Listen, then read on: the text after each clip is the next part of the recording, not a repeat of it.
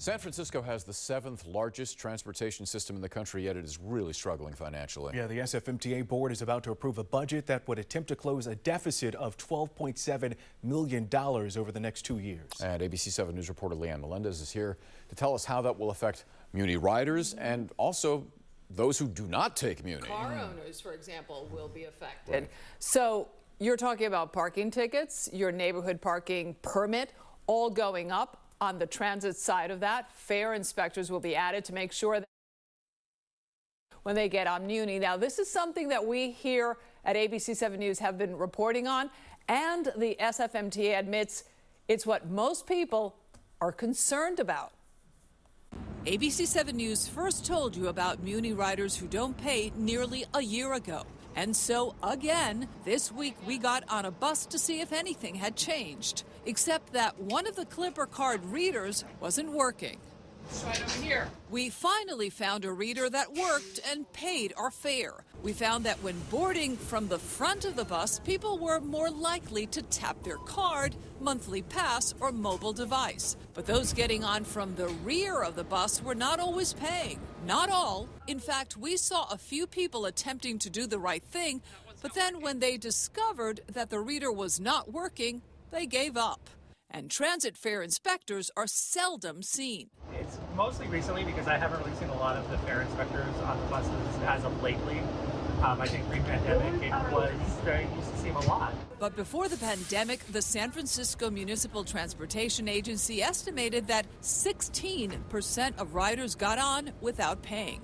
Today, they believe that number is north of 20%, and that's costing them. The bulk of their money comes from the general fund, 35%.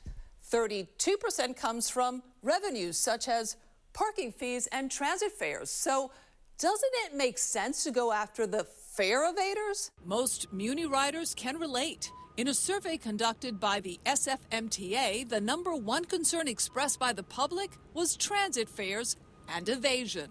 Holding everyone accountable is supposed to be enforcing the law. Yeah. Does it bother you, though, that you pay, yet some people don't pay? Do you ever feel like, man, I'm a sucker?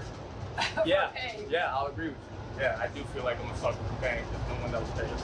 SFMTA is finally doing something to generate more money. We are not yet at the optimal number of transit fare inspectors when you look at the revenue that they generate on the transit fare compliance side. 35 inspectors will now be added to bring the number back to pre-pandemic levels, which should be around 80. Still, there are those who believe Muni should be free. I'm one of the people who doesn't pay. I work 2 different jobs. I have no health insurance. My rent is very high. You know, I really cannot afford to spend more money on the bus. There are other ways SFMTA is planning to bring in revenue and close a $12.7 million deficit over the next 2 years. We had to make a lot of really difficult choices in order to balance the budget. The chief financial officer laid out the plan before the SFMTA board. Fares for Clipper card users will increase from $2.50 to $2.75 the first year and $2.85 the following year. The $3 cash fare will remain the same. And for car owners, parking meter fines will go up. So will residential parking permits, and street cleaning tickets will set you back $108. But the agency's financial woes are far from over. During the pandemic, as we all know, people stopped moving around. And when you're not moving around, you're not paying to park, and you're not paying to ride transit.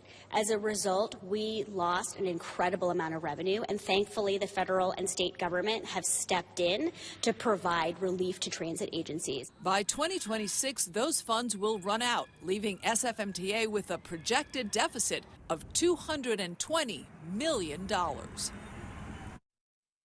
$120 million. What is that? That is an enormous amount of money, but they aren't the only transit agency facing a massive shortfall. Now, the state plans to introduce a ballot measure in 2026 to help close that gap and get ready for that whopper to come.